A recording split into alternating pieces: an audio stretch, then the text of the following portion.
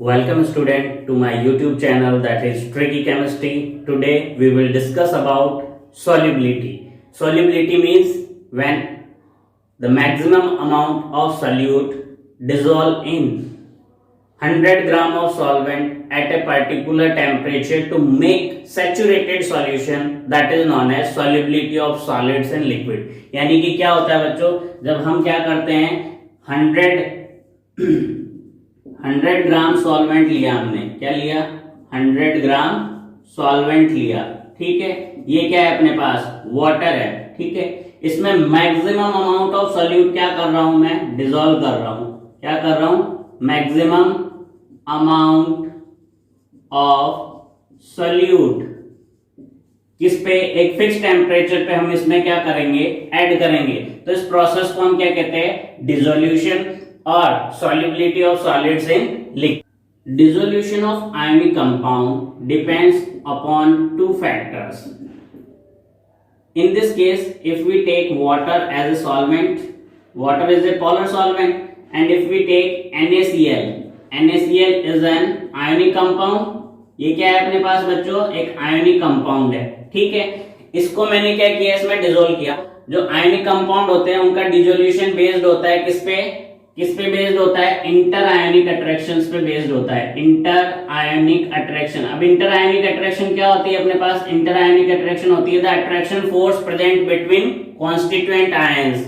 जो Na+ है Cl- है, इनके बिटवीन जो कॉन्स्टिट्यूएंट आयन होते हैं वही क्या होता है, इंटर आयोनिक अट्रैक्शन होता है। अगर इंटर आयोनिक अट्रैक्शन क्या होगा, मोर होगा। इंटर आयोनिक अट्रैक्शन मोर होगा किसके कंपैरिजन में, आयन सॉल्वेंट इंटरेक्शन के कंपैरिजन में। तो ये जो सॉल्यूट है वो क्या होगा, सॉल्यूबल नहीं होगा। और अगर आयन सॉल्वेंट इंटरेक्शंस क्या है, मोर है in comparison than inter ionic attraction, then solid solute soluble in water. तो आयनिक सॉलिड मेनली दो चीजों पे बेस्ड होते हैं। अपने पास क्या होता है, delta H solution equal to क्या होता है, delta H lattice energy plus delta H hydration energy. अब देखिए बच्चों क्या होता है, जो अपने पास लैटिस एनर्जी है, लैटिस एनर्जी का मतलब क्या होता है, जब मैं क्या कर रहा हूं, एक गैसियस आयन को दूसरे गैसियस आयन से क्या करवा रहा हूं, रिएक्ट करवा रहा हूं, तो अपने पास में एक सॉलिड आयोनिक कंपाउंड का फॉर्मेशन होता है। When 1 mole of ionic solid form from its constituent ion in gaseous state, then the amount of energy released which is known as lattice energy, ठीक है। तो लैटिस एनर्जी समझ में आ गई क्या, और लैटिस एनर्जी किस पे डिपेंडेंट होती है, लैटिस एनर्जी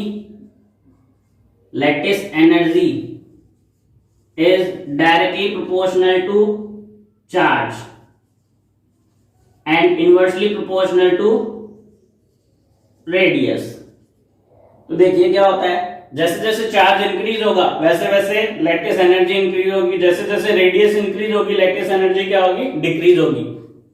तो यहाँ पे देखिए हम बहुत सारे एग्जांपल जैसे ले लें, मैं एग्जांपल ले रहा हूं NaKRB। तो देखिए टॉप टू बॉटम जब हम आ रहे हैं तो Na सबसे स्मॉलर साइज का है, ठीक है। फिर पोटेशियम उससे बिगर साइज है, रुबिडियम उससे बिगर साइज है। तो रेडियस यहाँ पे क्या हो रही है, इंक्रीज। जब रेडियस इंक्रीज होगी तो इनकी लैटिस एनर्जी क्या होगी, डिक्रीज होगी, क्योंकि इस पे +1 चार्ज है, इस पे भी +1 चार्ज, तो सब पे सेम है। लेकिन हम बात करेंगे रेडियस की, तो सबसे बिगर रेडियस रुबिडियम की होगी, उससे स्मॉलर पोटेशियम की होगी, उससे स्मॉलर सोडियम की होगी। तो सोडियम सबसे स्मॉलर है रेडियस में, इसलिए इसकी लेटेस्ट एनर्जी क्या होगी, सबसे ज्यादा होगी। इतनी बात समझ में आ गई होगी। अब हम दूसरी बात करते हैं हाइड्रेशन एनर्जी। तो हाइड्रेशन एनर्जी क्या होती है, ये हमने कोई भी आयनिक कंपाउंड लिया और इसको क्या किया, हमने वाटर में डिसोल्व किया। जब मैं इसको वाटर में डिसोल्व कर रहा हूं तो क्या होगा बच्चों, ये डिसोसिएट होगा। किसके अंदर डिसोसिएट होगा, Na+ के अंदर और Cl- के अंदर। जब ये Na+ और Cl- के अंदर डिसोसिएट होगा तो इसमें क्या है, वाटर मॉलिक्यूल है। और वाटर मॉलिक्यूल क्या होता है, पोलर मॉलिक्यूल होता है, ठीक है। वाटर मॉलिक्यूल क्या है, पोलर मॉलिक्यूल है। तो ये क्या कर लेगा, इस तरीके से सराउंड हो जाएगा, किसके तरफ, पॉजिटिव आयन सोडियम की तरफ ये क्या हो जाएंगे, सराउंडेड हो जाएंगे, इस तरीके से अरेंज हो जाएंगे, ठीक है। तो एक नया फोर्स ऑफ अट्रैक्शन क्या हो जाएगा बच्चों, जनरेट हो जाएगा, किसके बिटवीन, पॉजिटिव आयन और पोलर मॉलिक्यूल के बिटवीन, ये अरेंज हो गए, ठीक है। तो इसे हम क्या कहते हैं, this is called hydration, this is called hydration and the amount of energy release when 1 mole of ionic compound dissolve in polar solvent, that is known as hydration energy. In case of water it is called hydration energy, in case of solvent it is called solvent energy.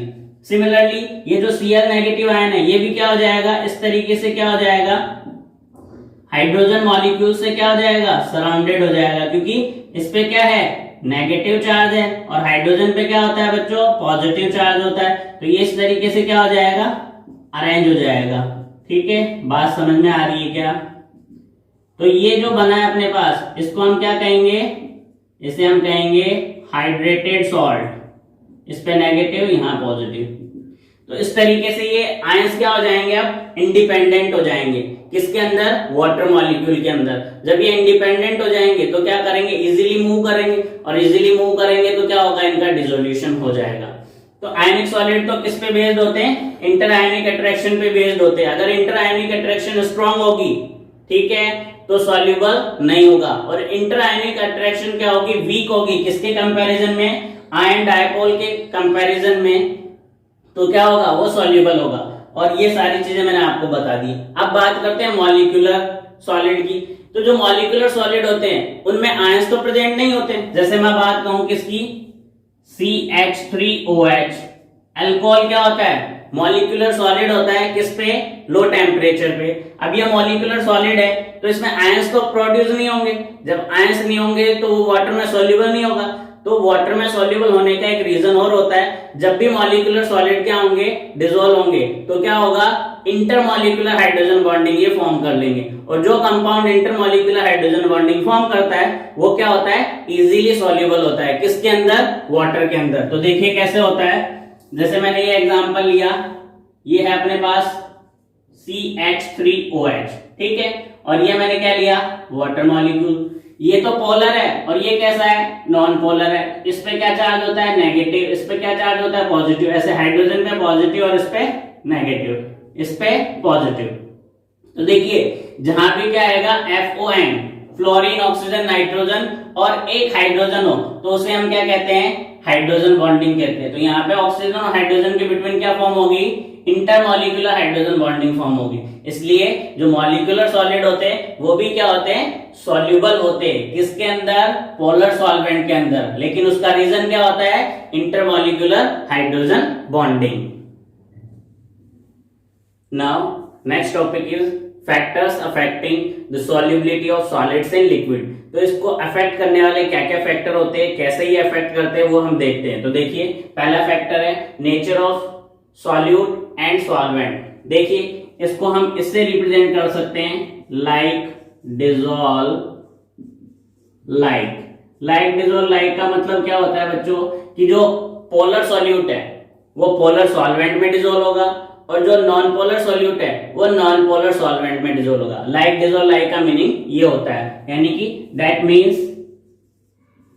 Means polar solute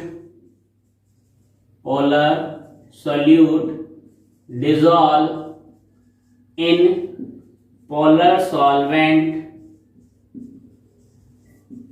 but insoluble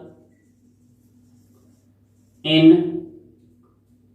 non-polar solvent.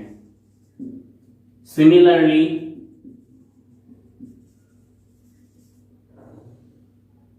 non-polar solute soluble in non-polar solvent while insoluble in polar solvent। तो समझ में आ गई होगी बात। Like dissolve like का मतलब होता है कि जो पोलर सॉल्यूट है वो पोलर सॉल्वेंट में डिसॉल्व होगा और इनसॉल्युबल होगा किसमें, नॉन पोलर सॉल्वेंट में। Similarly non polar solute soluble in non polar solvent and insoluble in polar solvent. तो देखिए होता क्या है, जैसे मैं एग्जांपल लूं यहाँ पे, तो आप सब लोग जानते हैं कि NaCl है, KCl है, NaNO3 है, KNO3 है, ठीक है, ZnS है। ये सब क्या होते हैं बच्चों, ये सारे होते हैं क्या, अपने पास पोलर सॉल्वेंट होते हैं। NH4NO3 आ गया। तो ये सब क्या होंगे, these are soluble in water, these are soluble in water. और वाटर क्या होता है बच्चों, यूनिवर्सल सॉल्वेंट होता है, पोलर सॉल्वेंट होता है। क्यों, क्योंकि उसका जो डाइलेक्ट्रिक कांस्टेंट है, डाइलेक्ट्रिक कांस्टेंट क्या होता है, the constant which reduces the interionic attraction present between ionic solid, that is called dielectric constant। और वाटर की सबसे ज्यादा वैल्यू होती है, कितनी होती है, 80, ठीक है, डाइलेक्ट्रिक कांस्टेंट की वैल्यू। तो ये सब क्या होंगे, soluble in water while insoluble in CCl4, CH2, benzene.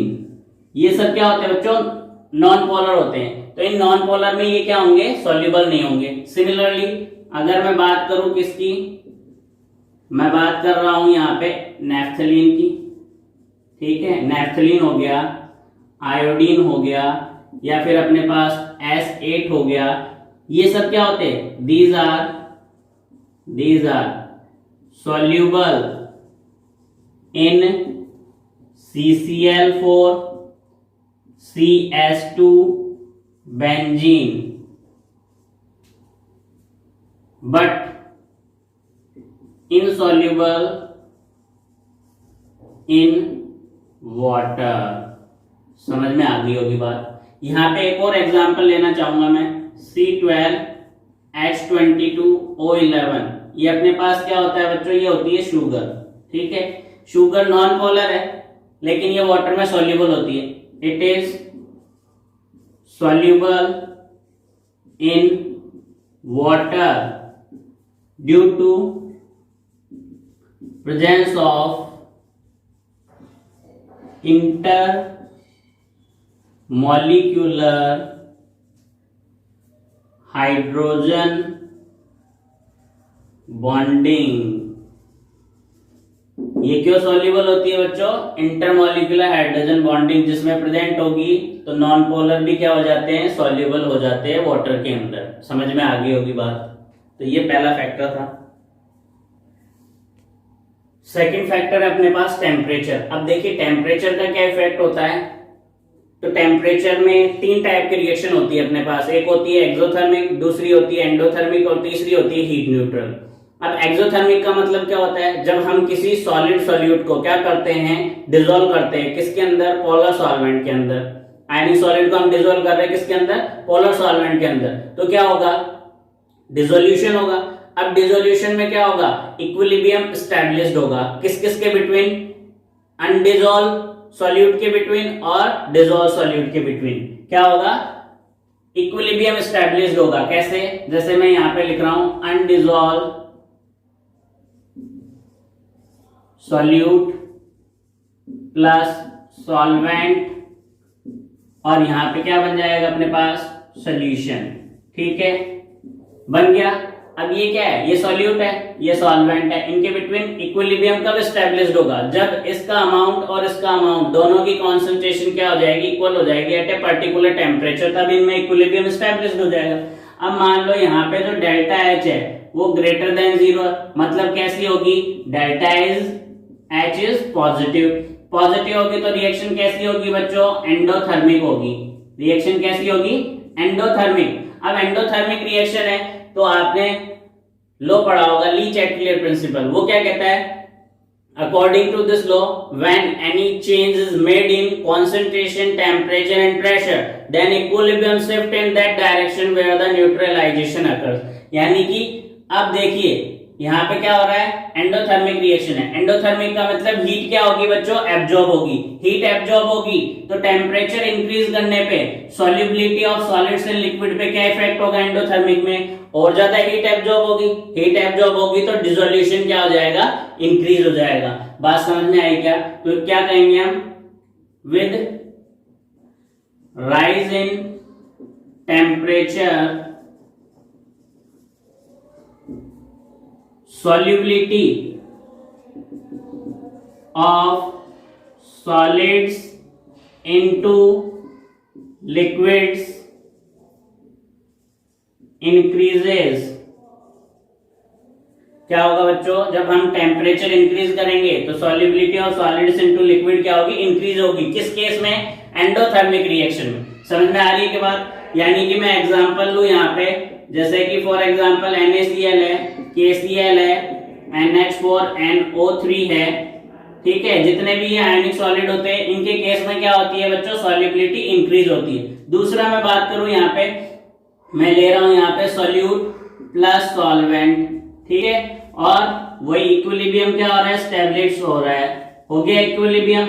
और यहाँ पे मैं बात करूं कि जो डेल्टा H है वो लेस देन 0 है, मतलब कैसी होगी बच्चों, डेल्टा H क्या हो जाएगी, नेगेटिव। डेल्टा H नेगेटिव होने का मीनिंग क्या हो गया, एक्सोथर्मिक रिएक्शन होगी। क्या होगी, एक्सोथर्मिक रिएक्शन होगी। जब एक्सोथर्मिक रिएक्शन होगी तो टेम्परेचर का क्या इफेक्ट होगा, आप सब लोग जानते हैं कि एक्सोथर्मिक रिएक्शन में टेम्परेचर इंक्रीज करने पे solubility of solids into liquid क्या होगी, डिक्रीज होगी। तो क्या बात कह रहे हैं, with rise in temperature, with rise in temperature solubility of solids into liquids decreases। क्या हो जाएगा बच्चों, solubility डिक्रीज हो जाएगी। किसके केस में, एक्सोथर्मिक के केस में। अब एग्जाम्पल की बात करें तो यहाँ पे मैं इसका एग्जाम्पल दे रहा हूं। देखिए एग्जाम्पल लिया मैंने, यहाँ पे मैं ले रहा हूं Na2SO4, ठीक है। यहाँ पे मैं ले रहा हूं CH3COO का होल ट्वाइस Ca, ठीक है, CaO। इनके केस में क्या होगा बच्चों, सॉल्युबिलिटी डिक्रीज होगी। समझ में आ गई क्या बात। अब देखिए नेक्स्ट एग्जांपल में नोट के अकॉर्डिंग एक्सप्लेन कर रहा हूं। नोट यहाँ पे क्या है, इंपोर्टेंट है। इंपोर्टेंट क्या चीज है कि जो अपने पास हाइड्रेटेड सॉल्ट होते हैं, हाइड्रेटेड सॉल्ट का मतलब जैसे फॉर एग्जांपल मैं यहाँ एग्जांपल ले रहा हूँ Na2SO4.10H2। तो इस टाइप के सॉल्ट क्या होते हैं बच्चों, हाइड्रेटेड होते हैं। तो हाइड्रेटेड सॉल्ट के केस में क्या होता है, first solubility increases, afterwards solubility decreases. यानी कि ये अपने पास मैंने एग्जांपल लिया है किसका, ग्लूबर सॉल्ट का एग्जांपल लिया है, ठीक है। Na2SO4.10H2 है, इसकी सॉल्युबिलिटी क्या होगी, इंक्रीज होगी up to 32.4 degree Celsius. Solubility of Glauber salt, solubility of Glauber salt will increase up to 32.4 degree Celsius. After this temperature, solubility of Glauber salt will decrease due to removal of crystalline water। क्या होता है बच्चों, जो भी hydrated salt होते हैं उसमें क्या होता है, water as a crystalline form में प्रेजेंट होता है। तो अप टू 32.4 डिग्री सेल्सियस इसकी सॉल्युबिलिटी इंक्रीज होगी। इसके बाद अगर हम टेम्परेचर राइज कर रहे हैं तो क्या होगा, इसकी सॉल्युबिलिटी डिक्रीज हो जाएगी। और उसका रीजन क्या होता है, जो क्रिस्टलाइन वाटर है वो कंप्लीटली क्या हो जाएगा बच्चों, रिमूव हो जाएगा। बात समझ में आगे होगी। तीसरे फैक्टर की बात करते हैं तो तीसरा फैक्टर आता है अपने पास प्रेशर। अब प्रेशर का क्या इफेक्ट होगा, आप सब लोग जानते हैं कि सॉलिड्स क्या होते हैं, इनकम्प्रेसिबल होते हैं। तो there is no effect of pressure on solubility of solids into liquids. because solids are highly incompressible। समझ में आ गई होगी बात। देखिए स्टूडेंट, अपने पास टॉपिक है ट्रांजिशन टेम्परेचर। ट्रांजिशन टेम्परेचर का मतलब क्या होता है? It is the temperature in at which one form is converted into another form, that is known as transition temperature. Now see on the board there are two graphs which represent the graph between solubility of salt in 100 gram water at different temperature. Now you can see these are the graphs which are going continuously. This is called continuous graph in which cerium sulfate, NaCl, KCl, NaNO3, KNO3।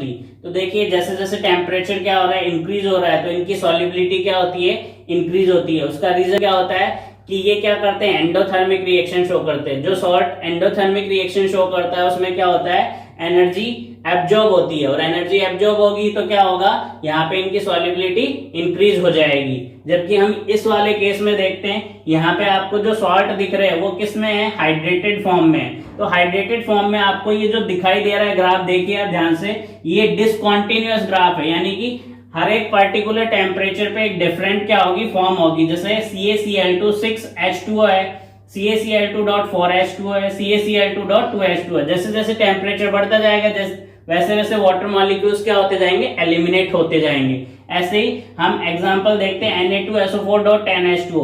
तो below 32.4 degree Celsius, देखिए below 32.4 degree Celsius sodium sulphate dot 10H2O, यानी कि sodium sulphate decahydrate और global salt में ये क्या होता है, प्रेजेंट होता है। लेकिन जब हम बात करते हैं अबव 32.4 डिग्री सेल्सियस टेम्परेचर पे, तो क्या होगा, इसमें Na2SO4 बन जाएगा और H2O क्या हो जाएगा, एलिमिनेट हो जाएगा।